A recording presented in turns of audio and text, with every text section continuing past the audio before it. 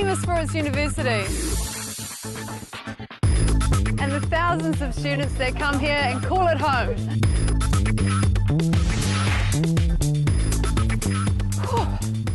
And Baldwin Street, supposedly the steepest in the world.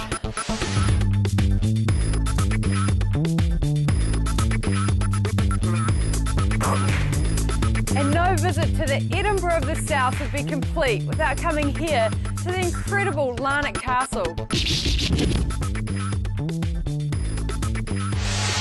For one weekend every year, it's home to the Otago Rally.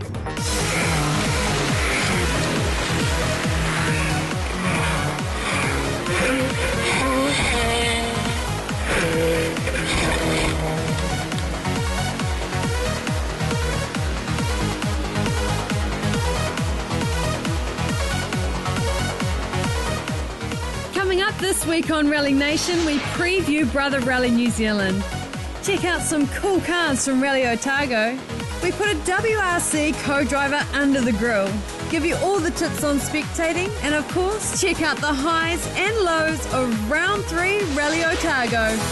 Welcome to Rally Nation. Well, with Brother Rally NZ just a week away, NZ is buzzing with excitement, and none more so than the fans of the 2011 PWRC champion driver Hayden Padden, who will line up in his Skoda Fabia S2000 this week. I caught up with NZ star before Rally Otago, where he was driving something quite different.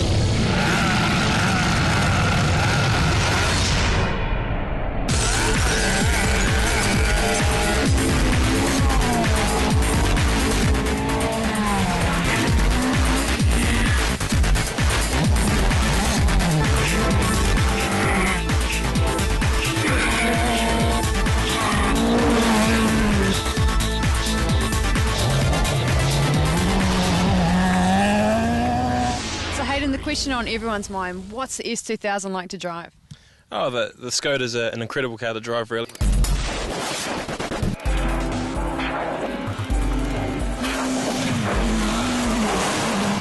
a proper race car. It does everything you want it to. It stops on a dime. The handling is incredible. There is obviously a lot more work required with the setup, because there is a lot of things you can change on the car, and to get that right setup does take a little bit of work, but once you get it right, it is very rewarding, and they're an incredible car. So that's the mechanics of the car. What about you as a driver? Much adjustment needed there? Not so much. I've taken my same driving style from car to car, so it's just a matter of, making the necessary changes on the car to make it work the best.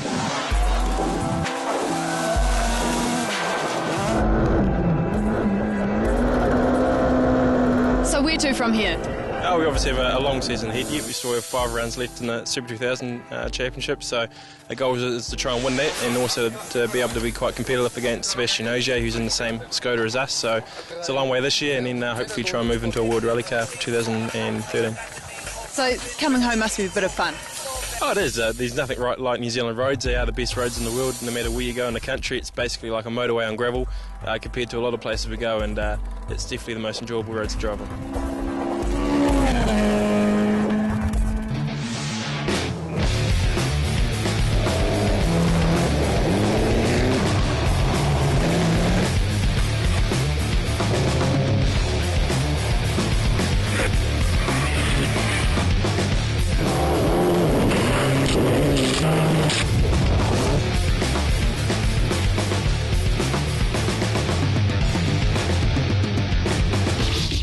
A lot of people ask me, what is a Group N rally car?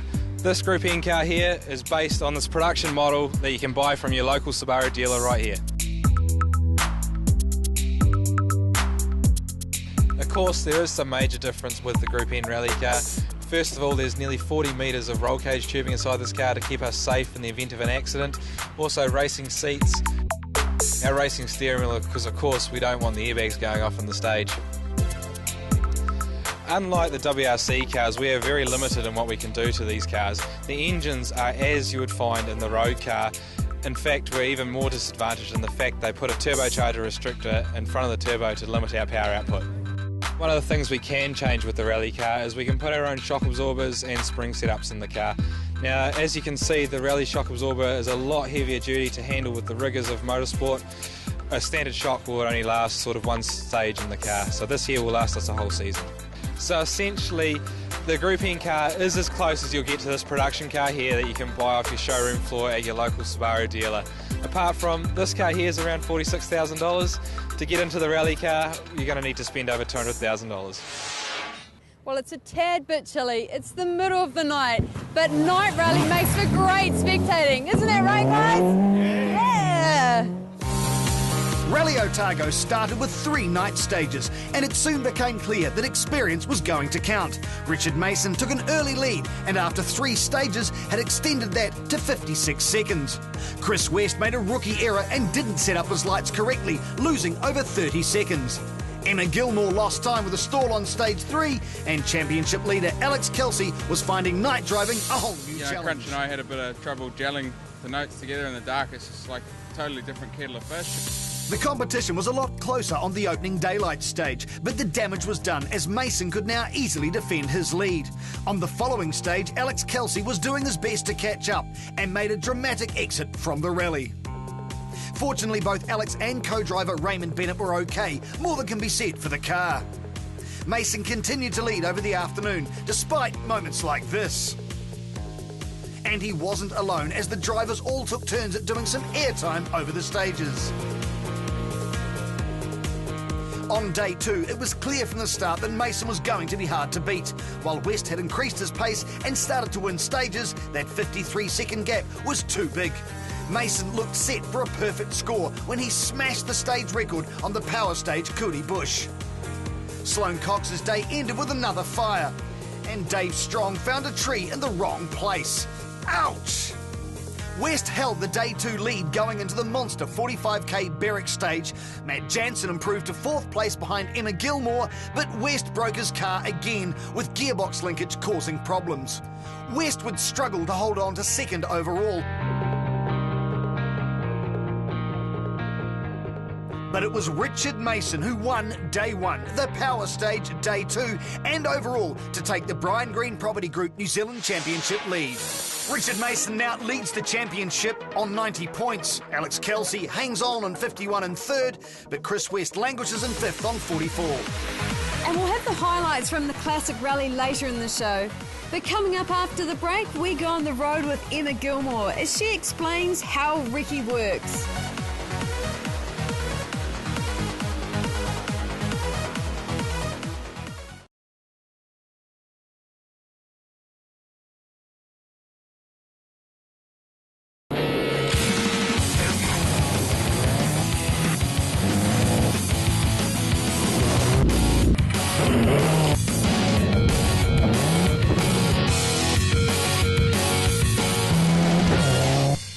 It's 6 a.m. in chilly Dunedin, and the Gilmore team are already awake because this morning they've got reconnaissance, otherwise known as recce, getting ready for Rally Otago.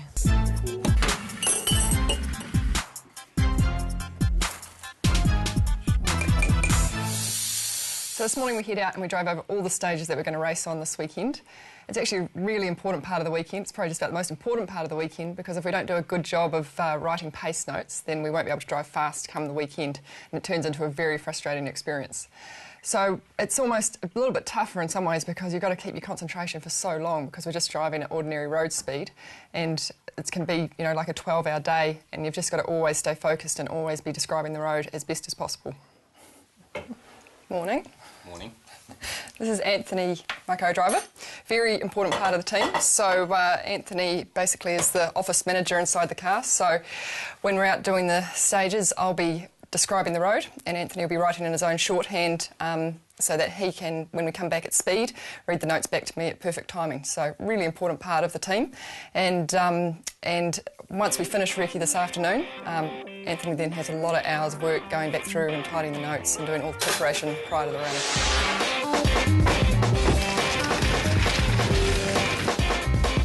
The team leaves Dunedin in the early hours to travel south to Lake Waihola, where they meet up with the other competitors. Here we are at sunny Lake Waihola, ready for the start of recce. Here is my trusty rental car, which we use for recce when we go out all over the championship. Anthony's there ready to start calling the pace notes and writing the pace notes. We've also got our in-car camera set up, so we have it set up in such a way so that I can still see my hands on the steering wheel, so we can see later on when we go back and check the video how much the steering wheel will lock if we're trying to check a corner. And basically just, yeah, that's the biggest thing is having the in-car camera ready to record our recce. The teams all leave in a convoy for a full day and a half of recce on the rally roads. Bump, slight left. This is only half the job. 8 right. They will write over 200 pages of notes Fast. and go through 3 big pens. Great, that's recce finished for the in-car part of it. Now that I've dictated all the notes to Anthony, we're going to head back and check all the in-car camera that we took so that I can make sure that I'm happy with the description of the road that I've given to Anthony and that the notes are spot on. So we'll see you at the start. Yes, rallying is all about teamwork. The driver, the co-driver, and of course the crew. This week on Rally Nation, we have a couple of co-drivers under the grill. Asking the questions is Taryn Cox. And this week we have former WRC co-driver Phil Mills under the grill. Do you find that having driven before helps you to understand pace notes and the timing of them? Yes, it does. To have an understanding of the car and how it works and exactly what a driver wants to get back from the information. I think it's quite important that every co-driver does at least 1 or 2 rallies in their whole career to experience that. It is quite different when you're in the other seat. You have co-driven for many drivers. How do you manage to get the confidence in the driver and get the pace notes timing right for them? We normally get out and have a really, really big party about the week before and drink as much beer as we can, and then we sort of get quite pally together, and it seems to work from there, really. But it just takes a lot of time. You cannot just jump into a car with a brand new driver and make it work from the first corner. It takes time, and confidence comes over time. So it's a time thing, and as they say in the business, seat time is very important. If you have one tip for a co-driver, what would it be? Well, I would think don't ever suffer from travel sickness. If you do, eat loads and loads of strawberry jam. Doesn't stop you being sick, but it tastes nicer when it comes back. What would you recommend a young co-driver does, like me, to get noticed overseas and get to WRC? That's a really tricky one because in this business now you have to budget to get in. But if you start off on a club level, doing small club rallies, then move on to national rallies, just keep your head down, do a professional job, and speak to people on a constant basis. You'll get yourself noticed and you definitely will get a good seat. But just keep doing a good job, keep your nose clean, and it'll come on from there. Thanks to Phil Mills for that advice. He was here to co-drive for former British rally champion Kendyl Evans in the Stadium Cars Nichibo International Classic Rally Otago. Let's check out the highlights with the classic and historic competitors. BDA Escorts, Nissan Turbos, RX-7s, even a Holden Monaro and a GTO Falcon. Yes, classic Otago Rally was bigger than ever. Headlining the international entry this year, former British rally champion Kendyl Evans with WRC champion co-driver Phil Mills alongside. Defending champion Derek Asen was back in his Nissan-powered Escort, but a lot of interest in this brand new Escort with 2011 PWRC champion Hayden Padden behind the wheel. And it wasn't long before Padden took the lead on the night stages. He was 56 seconds ahead after stage 3. In the daylight stages, Padden retained the lead, but a big battle for second for Van Klink.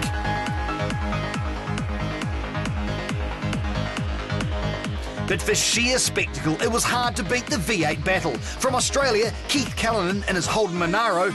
But it was the Ford Falcon XY GT, yeah, a genuine Aussie supercar of Dave Thompson, who was leading the Aussies. Go, you good thing! But a Kiwi V8, yeah, it's a Hillman Avenger of Dunedin driver Mark Loughton was the fastest of the 8s and bringing a big smile to the spectators. He may be a WRC driver, but Padden was punished when he punctured and discovered that he'd forgotten to pack a wheel brace. We stopped to change the tyre, but we couldn't do it, so we just drove it out. But no, not too stressed. You know, this is a classic rally, and we're having fun, and there's a long way to go in the rally yet. So going into day 2, it was Asen from Van Klink. The two separated by a minute, and Asen looking set to claim another victory. but he punctured in Barrett Forest. Van Klink was there to take the lead and his first Rally Otago Classic victory, and in doing so also wrapped up the New Zealand Classic Challenge. Well, I've just spotted a very cool car down here, Keith's Monaro. Now, Keith, how long have you been rallying this car for? We had the car in 2002. We actually bought it to do the Midnight Sun to Recce, which is the Sweden to Jordan rally. And I understand you've done quite a few rallies since then? Yeah, we did the 2004 London to Sydney. Telstra Rally Australia, we actually had the Prince of Jordan co-drive for a couple of stages. That was cool. We've done a couple of silver ferns in it. I think it's third or fourth Otago rally.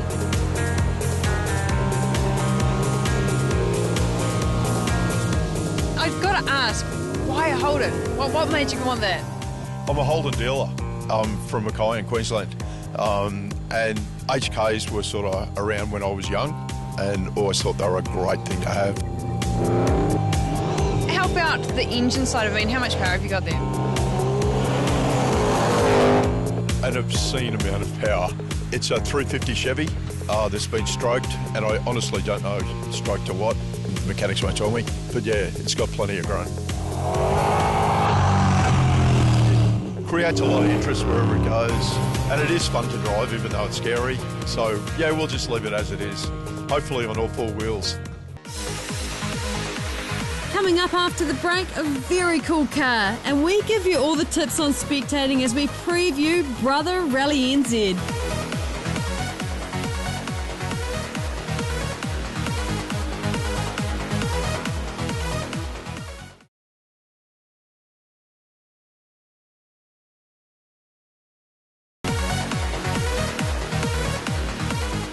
Welcome back to Rally Nation. Well, I've seen plenty of cool cars here at Rally Otago. I've seen BDA Escorts, Holden Monaro, Falcon GTO, but one car I reckon beats them all for technical innovation is a motorcycle engine Toyota Starlet, built in Palmerston North. Right plus, 5 left plus, 6 right plus, 5 into 5.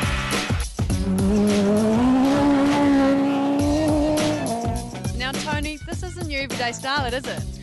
Well, no, not really. I've owned the car for 14 years and it's predominantly had a 4K engine, 96 horsepower, and I sort of got a bit bored with it. I had this crazy idea to put a motorbike engine in it, still keeping in the 1300cc class. 6-speed sequential, 180 horsepower, and it goes really well. It's awesome. Well, Tony, I guess when I think motorbike, I think of a chain. How does the drivetrain work in this? It's very simple actually. What we have is where the sprocket would rotate, it'd be just a drive shaft running down to the centre of the car with a very basic gearbox which gives a reverse drive and down to the diff. Tony, you said it was a 6-speed sequential gearbox. That's from a motorbike as well. How does it handle the conditions of rally?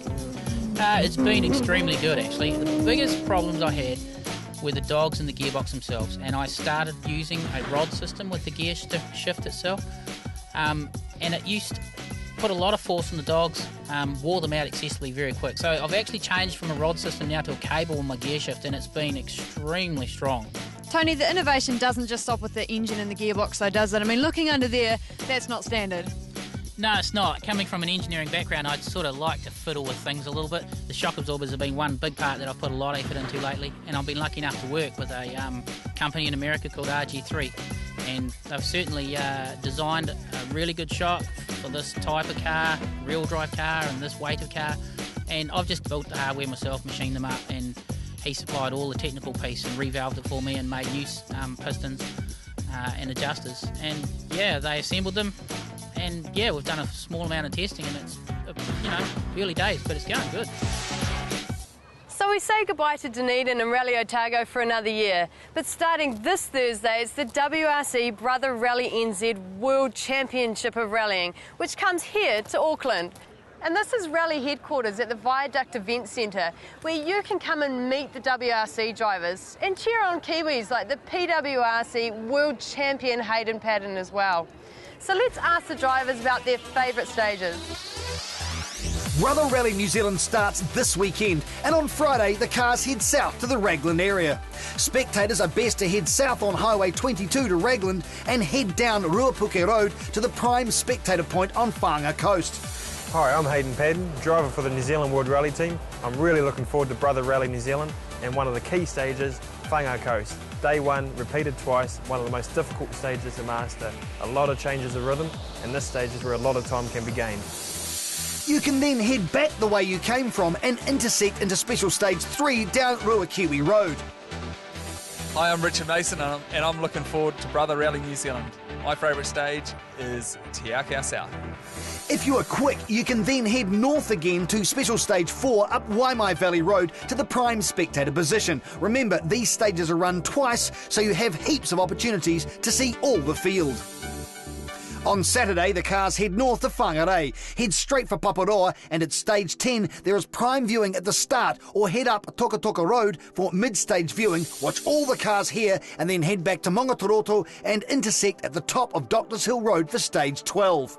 After the top 10 or so, head back to Paparoa and north up the Paparoa Oakley Road to the fabulous Hella Bridge jump on Brooks. You can stay there for a while and enjoy the atmosphere with the many other spectators that will be present.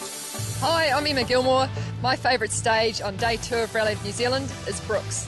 The stage is really cool in that it winds twisty road through the junction to then finish at the famous Hella Bridge, where there's always plenty of spectators.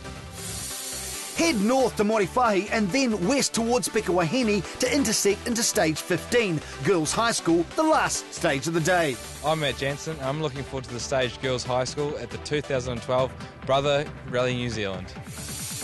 On Sunday, the cars travel north again, this time to the Kaipara area. Head north on Highway 1 to Wairera Village, go under the new motorway bridge on Weranui Road and intersect at the prime spectator point on Stage 17. Day 3 of Rally of New Zealand, I'm really looking forward to the new stage Puhoi. It should be really cool doing a new stage that we haven't done before. Head back to Auckland for the first running of the Auckland Domain Super Special Stage. This stage is run back to back with action all morning. If you can only get to one stage at Brother Rally New Zealand, I recommend going down to the Auckland Domain. It's run twice, everybody's going to be there and it will be awesome. After lunch, head north to Brother Puhoi. Then, if you're quick, you can catch them again just north of Puhoi. Head down Watson Road and catch them just after the start of Stage 21, Ahuroa. And if you go to just one stage over the weekend, then make it the Auckland Domain starting Sunday morning, 9 a.m. You'll see the drivers go through here twice. It's such an awesome experience.